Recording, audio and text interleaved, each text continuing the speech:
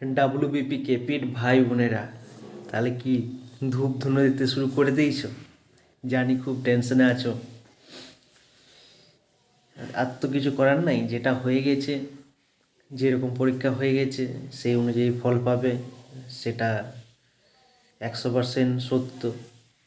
তারপরেও খারাপ লাগে, সারা বছর পরিশ্রম করে যারা আজকে উত্তীর্ণ হতে পারবে না, এই মাঠে তারা ডাক পাবে না আজকে, যারা তাদের কষ্ট অবশ্যই হবে।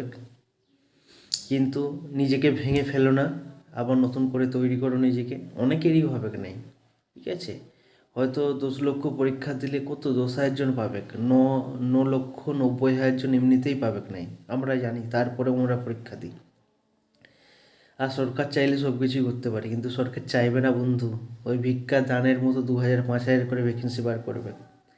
একবার যদি 30,000 20,000 যদি ভ্যাকেন্সি বার কর না, যারা যারা পরিশ্রম করছে সবাই চাকরি পাবে, কিন্তু সে সরকার কোনো দিনই এত ভ্যাকেন্সি বার করবে না। ওই দান ভোটের আগে 500 টাকা 1,000 টাকা যেমন দেয়, সেরকম আমাদের বেকারদের কি করে যে 5,000 2,000 1,000 ভ্যাকেন্সি বার করে। তারপরে বলবো, নিজেকে ভেঙে ফেলো না, আবার নতুন ভ্যাকেন্সির জন্য তৈরি হও। খুব শিগগিরই নতুন ভ্যাকেন্সি আসবে।